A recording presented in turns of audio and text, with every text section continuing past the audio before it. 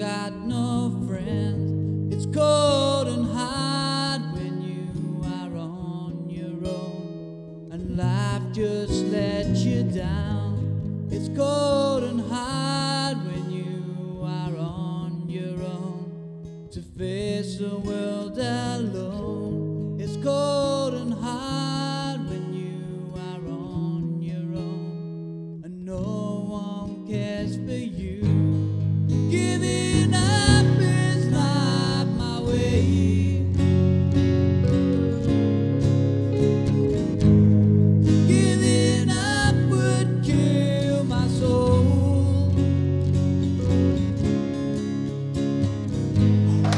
Giving up is not my way. Rachel's been with the BP group for 2 years now, and she's in her 3rd pregnancy. Perhaps, Rachel, you'd like to tell us how the group has helped you through. Yeah, I started coming to the group just after my little girl was born. I developed postnatal depression quite quickly, and had been speaking to a couple of mums about it, although I didn't realise the full extent of it until one day I came in and I was about to leave the children at the group, go home and kill myself. I think I realised just what I was about to do. I came and explained to you what I was about to do, and we got straight on to the doctors. I got into that straight away that day. We got promised a new medication, and we got in to see the psychiatric social workers and nurses, which really helped me, and it didn't take long after that for me to actually start to come out of it, which was great. And then sort of talking to mothers afterwards, discovered how amazingly common. I've actually developed quite a few good friendships here, and the children have developed a few friends as well, which is nice. And my little boy will be going to school next year. He'll be going to school with a lot of the children that have been here, so that's excellent for him, that he's actually growing up with children he's going to go to school with. The groups, I think, allow mums to be normal, if you like. There's no censure, is there, when you know, I mean, if you wanted to come in and cry, be sad, happy, don't speak, be over the top, it's all okay. Yeah. Bringing up children when you're isolated and unsupported is a daunting prospect. If your own childhood led to low self-esteem, limited social skills or limited education, your task of parenting could be overwhelming. The project started in 1995 with a young mothers group known as Little Devils. This supports young mothers from teenage to 25 and also their children. Mothers may stay within Little Devils from 6 months to more than 3 years. The Sutton Hill Families Project grew from the needs of families with young children. The project offers a choice of access points, which enables each individual to find one they're comfortable with and that can support their needs. The project workers offer a visit to every new user before they attend a group. A friend who's recommended the project will often bring them. All the groups have play-focused workers. This allows mothers the opportunity for friendships or to take part in the agenda set by the group. Topics on the agenda range from behavioural problems in children, relationship issues, housing and health, to talks from the Further Education College about access courses. The groups also learn crafts which the mothers can do with their children at home, thereby improving the quality of their interactions and reducing the stress of unoccupied and bored children. Each group sets its own agenda at the beginning of a term and evaluates how well they've worked at the end. Some users of a group develop enough confidence to join the management committee of the project and are involved with fundraising.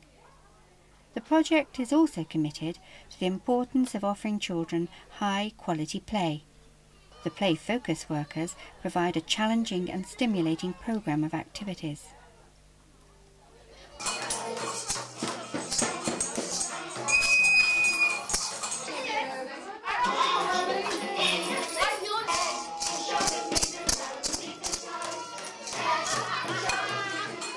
On a Monday morning, the project has a drop-in group. This is for Sutton Hill residents who may need some space to talk after a stressful and difficult weekend, when they may have felt isolated with their children and partners if they have one. The group has a Citizens Advice Bureau worker. Another group is specifically for mothers from the antenatal period to the first year postnatally. The project worker introduces herself to newly pregnant women when they come to the local medical practice, or the health visitors direct them to the groups or arrange a home visit. One of the activities available in this group is baby massage, which helps the bonding between mother and baby. The confidence of some mothers to breastfeed in public at this group has led others to consider this an option for the future. Mothers from the Before Parenthood and Beyond group are encouraged into other groups when they leave, so that the support is ongoing. All the project users have agreed that the groups should be non-smoking. However, those mothers who wish to smoke do so outside. The project also has an outreach worker to support families who don't have the confidence to attend a group. Some are so overwhelmed by their problems that their health visitor feels that specific work needs to be done with them.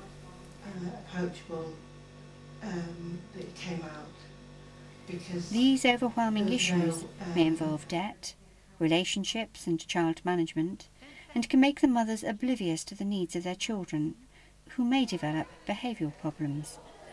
Families who've completed a period of support with the outreach worker are invited to attend a specific group, for them to allow their confidence and social skills to develop further.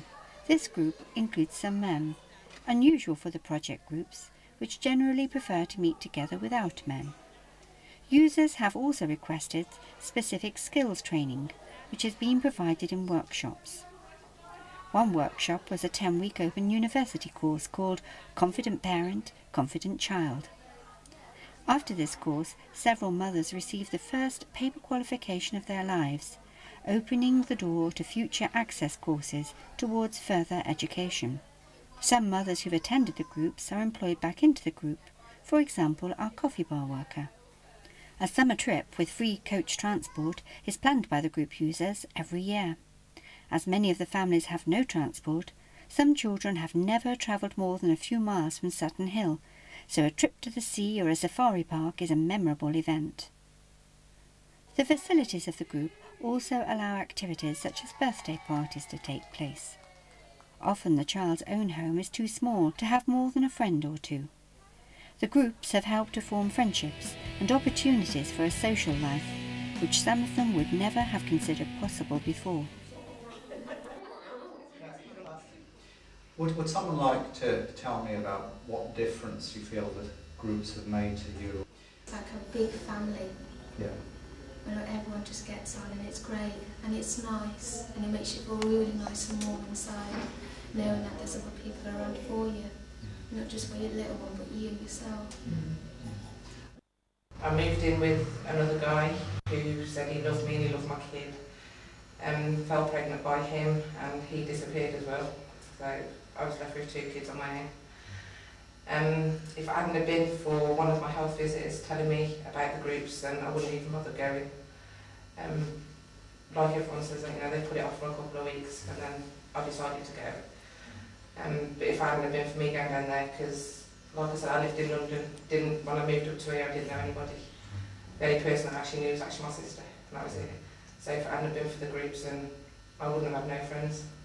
I had a handful of a lad, found him very difficult to cope with, and started coming to the groups, and they persuaded me he was quite normal really.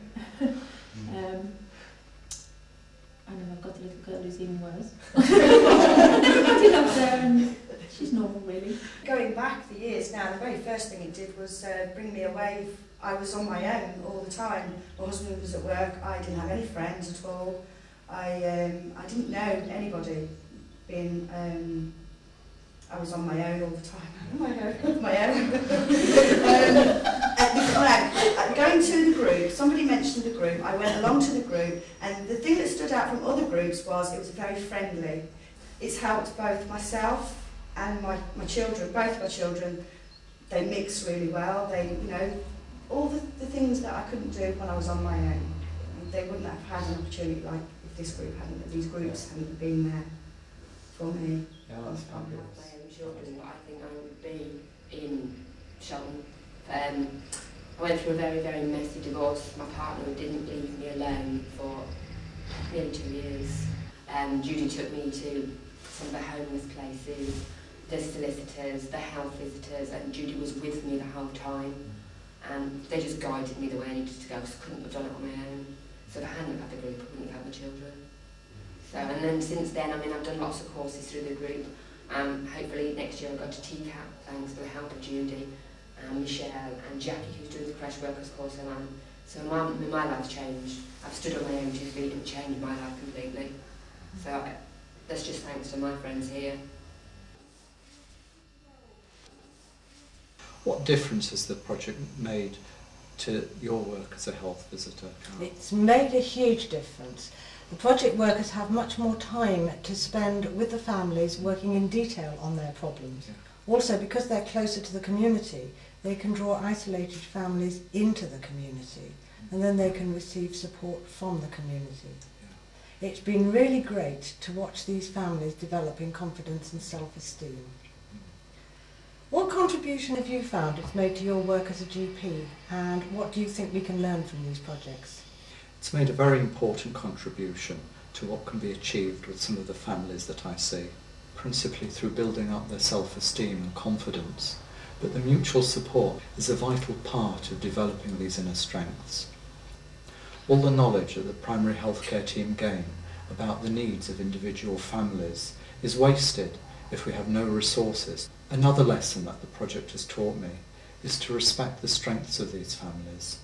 They have endured life experiences that would crush most professionals. It's vital for the project to listen to these families and work with them to find the right answers. This process takes time, and our role as health professionals is to work in partnership with others who have the skills of working with groups as well as individuals. With the right partnership, mothers and children do respond to new opportunities, and I feel that they deserve this investment in the primary healthcare team.